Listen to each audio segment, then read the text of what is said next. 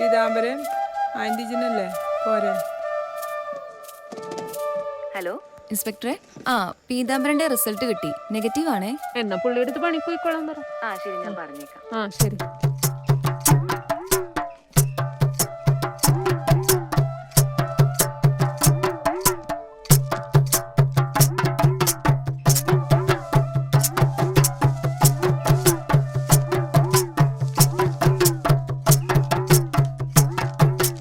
കുറച്ച് ഇലയടയാണ് കഴിച്ചിട്ട് അഭിപ്രായം പറയണമെന്ന് സുനിത.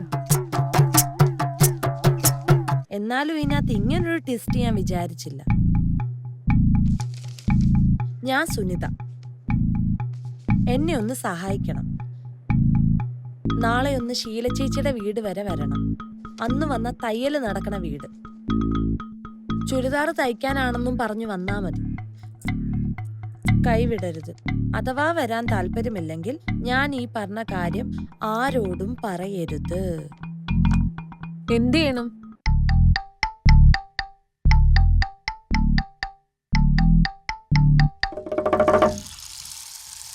ഞാൻ പേടിച്ചിരിക്കുകയായിരുന്നു വണ്ടിയിൽ നിന്ന് ആരെങ്കിലും അടെടുത്തിട്ട് പോകുന്നു. ഭാഗ്യത്തിന് കിട്ടിയല്ലോ. അതെ ചേച്ചി, ചേച്ചി ഇത്ര കഷ്ടപ്പെട്ട് എന്താ പറയാൻ പോണെന്ന് എനിക്കറിയാം. ചേച്ചിക്ക് ഭർത്താവിന് സംശയരോഗം എന്നല്ലേ? അതൊക്കെ പറ. ഇവിടുത്തെ ശീല ചേച്ചിക്ക് വേറൊരു പേരുണ്ട്, ഒളിഞ്ഞു നോക്കി ശീലാന്ന്. അവിടെ ഇവിടെ ഒളിച്ചും ഭാഗത്തൊക്കെ നിന്ന് ഓരോന്ന് കേട്ടിട്ട് നാട്ടുകാർക്ക് മുഴുവൻ പറഞ്ഞു കൊടുക്കും. അതുകൊണ്ടാണ് പീതാംബരൻ ചേട്ടൻ ഇവിടെ പണിക്ക് വിട്ടണത്. ചേച്ചി, ഇതൊക്കെ ചേച്ചിയുടെ തോന്നലല്ലേ? ആരായിട്ടാണ് ചേച്ചിയുടെ ഭർത്താവിന് ബന്ധമുള്ളതെന്ന് ചേച്ചിക്ക് അറിയാം? അതറിയില്ല. പിന്നെ എന്തിന്റെ അടിസ്ഥാനത്തിലാണ് ചേച്ചി ചേച്ചിയുടെ ഭർത്താവിന് സംശയമാണെന്ന് പറയണത്? എൻ്റെ ചേട്ടന് വിക്രം പീതാംബരന് പേരുണ്ട്. നുണ പറയുമ്പോൾ കൂടും. ചേട്ടൻ നിങ്ങൾ ഇന്നലെ സിനിമയ്ക്ക് പോയാ? ഇല്ല, ഞാൻ പോയില്ല. വെറുതെ പറയല്ലേ? ഇല്ലടി, സത്യം ഞാൻ പോയിട്ടില്ല. അപ്പുറത്തെ വീട്ടിലെ ജോമി പറഞ്ഞല്ലോ കണ്ടുന്ന്. സത്യം പറ. ഞാൻ പോയി. ഞാൻ പിന്നെ ദിവസം കൊണ്ടുപോട്ടോ. അതങ്ങ് പറഞ്ഞാ പോരെ. അതും ഇതും തമ്മിൽ എന്താ ബന്ധം? അപ്പൊ തക്കുടൂനെ കുളിപ്പിച്ചതാ. ഒരാൾക്ക് ഒരാളുടെ കൊച്ചിനെ കുളിപ്പിക്കാനും പാടില്ല. ഈ വണ്ടിയൊക്കെ ഒന്ന് കഴുകിട്ട് പോക്കൂടെ? പിന്നെ കഴുകാന്നേ. നാട്ടുകാരൊക്കെ കണ്ട എന്താ പറയാ? പിന്നെ നാട്ടുകാരിലേക്ക് തഴുകുന്നത്. ഞാൻ നിനക്ക് ആ പഴയ ഫോൺ മേടിച്ച് ഞാൻ ഒരു പുതിയ ഫോൺ മേടിച്ചു കേട്ടോ.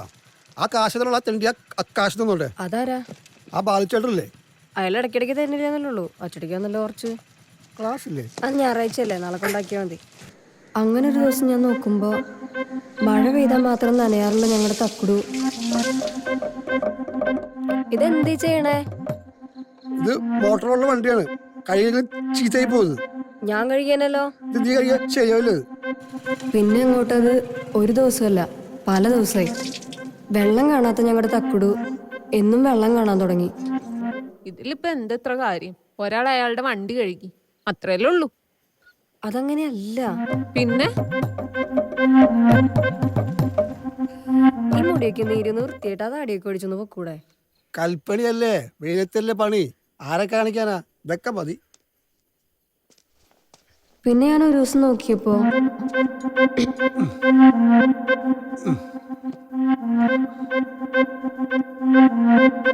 ഇതെന്തത്? ആൾക്കാര് ചോദിക്കണേ നിറച്ചല്ലാന്ന്. അപ്പൊ ഷേവ് എന്ന് വിചാരിച്ചു.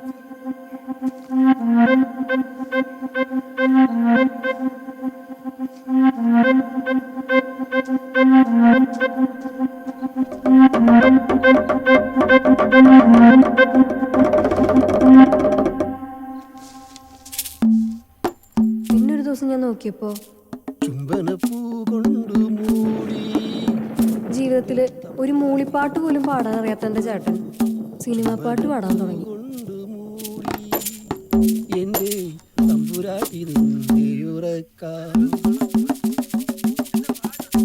അതെ, ഇതെന്തെങ്ങനെ?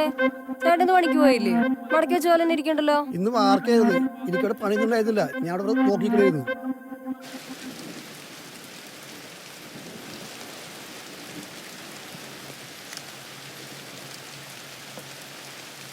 അതെ, 3-4 ദിവസമായിട്ട് ചേട്ടൻ പണിക്കൊണ്ട് പോകുന്ന ഡ്രസ്സൊക്കെ അതുപോലെ തന്നെ തിരിച്ചു കൊണ്ടിട്ടുണ്ടല്ലോ. അതുമാത്രമല്ല, മൈത്രേയൻ ചേട്ടൻ്റെ ഭാര്യ ലക്ഷ്മി ചേച്ചിയോട് ചോദിച്ചപ്പോൾ കഴിഞ്ഞ ബുധനാഴ്ചയും അതിൻ്റെ മുന്നത്തെ വ്യാഴാഴ്ച ഒന്നും ചേട്ടൻ പണിക്ക് പോയിട്ടില്ല എന്നും പറഞ്ഞല്ലോ. ഈ മൈത്രേട്ടല്ലേ മരപ്പണിക്കാരനാ, ഞാൻ കൽപ്പണിക്കാരനാ. ഈ മരപ്പണിക്ക് ഒരു ദിവസം അവിടുത്തെ ഫുൾ വർക്ക് അവർക്കൂടെ പോരാൻ പറ്റുള്ളൂ. കോട്ടയം ബാബുചേട്ടന് 3 സൈഡിൽ പണിയെടുപ്പുണ്ട്. ആലുവയിൽ, കറുകുറ്റിയിൽ, മാമ്പറയിൽ. ഞാൻ മിക്കവാറും പല പല സ്ഥലത്തായിരിക്കും. മനസ്സിലായ? നീ എപ്പോഴും മൈത്രേനെ കണ്ടത്? മൈത്രേയൻ ചേട്ടൻ ലക്ഷ്മി ചേച്ചി ബ്ലൗസ് തയ്ക്കാൻ വന്നിട്ടുണ്ടായിരുന്നു. അപ്പൊ ചോദിച്ചതാ.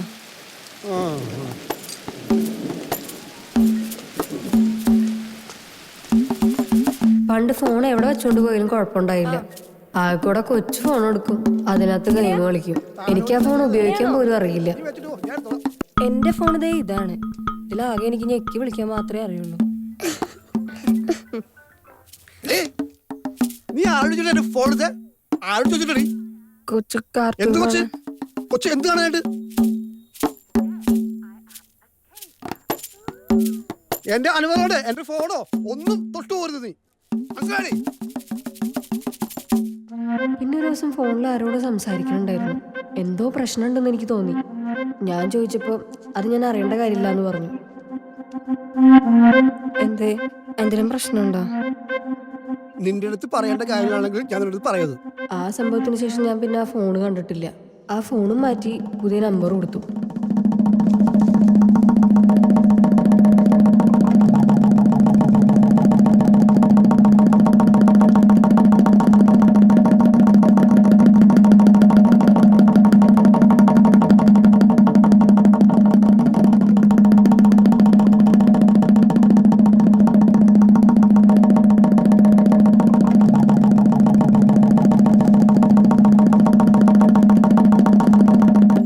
പിന്നെ എവിടെ പോയാലും ആ ഫോണും കൊണ്ടേ പോവുള്ളൂ. നേരത്തെ എവിടെ ഫോൺ വെച്ചാലും ഒരു കുഴപ്പമില്ലാത്ത ആളായിരുന്നു. പിന്നെ ഫോൺ എടുത്ത് പല പല സ്ഥലത്തായിട്ട് വെക്കാൻ തുടങ്ങി. ഞാനെടുത്ത് നോക്കാതിരിക്കാനാ. ഫോണിന്റെ പല ഭാഗങ്ങളെടുത്ത് പല പല സ്ഥലത്ത് വെക്കും. എന്നിട്ട് ആവശ്യമുള്ള സമയത്ത് ഇതെടുത്ത് ഒരുമിപ്പിച്ചിട്ട് വിളിക്കും. നമുക്ക് മേലെ വീട്ടിൽ പോയി തുടങ്ങാം കേട്ടോ. അവിടെ AC ഉണ്ട്. അതെ, അമ്മയുടെ സംശയം മാറട്ടെ. പണ്ടിവിടെ മുകളിലത്തെ ഒരു വീട്ടിൽ വണ്ടി ഓടിക്കാൻ പോവായിരുന്നു. ആ ചേട്ടനും ചേച്ചി അമേരിക്കയിൽ പോയപ്പോൾ വീട് നോക്കാൻ വേണ്ടി ഇങ്ങനെ താക്കോലേൽപ്പിച്ചു. വല്ലപ്പോഴും കറണ്ട് പോകുമ്പോൾ മാത്രം പോയി താമസിക്കാറുള്ള ആ വീട്ടിൽ സ്ഥിരമായിട്ട് കൊച്ചിനെ കൊണ്ട് പോയി കിടക്കാൻ തുടങ്ങി. ഞാനവിടെ പണ്ടേ പോയി കിടക്കാറില്ല. എനിക്ക് വയ്യ വല്ലവൻ്റെ വീട്ടിൽ പോയി കിടക്കാൻ. ചെറുതാണെങ്കിലും നമുക്ക് സ്വന്തമായിട്ടൊരു വീടില്ലേ.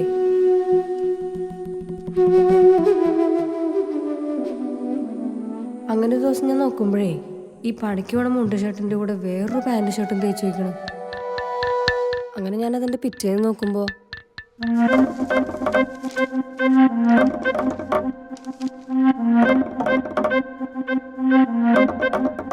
എനിക്ക് ഉറപ്പായിരുന്നു തലേ ദിവസം ആ പാൻറ് ഷർട്ട് തേച്ചുകൊണ്ട് പോയാലും അന്ന് തന്നെ ആ പേപ്പർ കിട്ടിയാലും തമ്മിൽ എന്തോ ഒരു ബന്ധമുണ്ടെന്ന്. ചേട്ടാ, നിങ്ങളൊന്ന് പണിക്ക് പോയില്ലേ?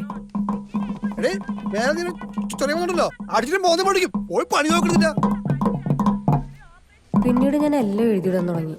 അങ്ങനെ ഞാൻ നോക്കിയപ്പോൾ ആ മാസത്തെ 3-ാമത്തെ വ്യാഴാഴ്ച, അതായത് 23-ാം തീയതി, ചേട്ടൻ പണി സമയത്ത് ഇടണ മുണ്ട് ഷർട്ടും അതേപോലെ തിരിച്ചു കൊണ്ടുവന്നു. അതേപോലെ തന്നെ പിറ്റേ മാസം 27-ാം തീയതി പണിക്ക് പോണേൻ്റെ തലേ ദിവസം വേറൊരു പാൻറ് ഷർട്ടും തേച്ച് വെച്ചിട്ടുണ്ടായിരുന്നു. പിന്നെ അങ്ങോട്ടൊന്നും തക്കുടൂനെ കുളിച്ച തീയതികളൊക്കെ കൂട്ടിവെച്ച് ഞാൻ മൈത്രേയൻ ചേട്ടൻ്റെ ഭാര്യ ലക്ഷ്മി ചേച്ചി ബ്ലൗസ് വാങ്ങാൻ. തീയതി ഒന്നും എനിക്ക് അറിയില്ല. എല്ലാ ദിവസവും പണിക്ക് വന്നുണ്ട്.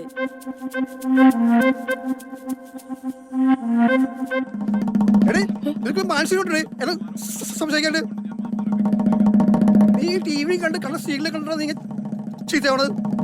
അത് നിന്റെ ഫോൺ ഫോൺ ഇത് ആലോചിച്ചാണ്. ഇത് ആരുടെ നമ്പറാണ്? ഇത് ഷീല ചേച്ചിയുടെ. ഷീല തയ്ക്കണ വീട്ടിലെ.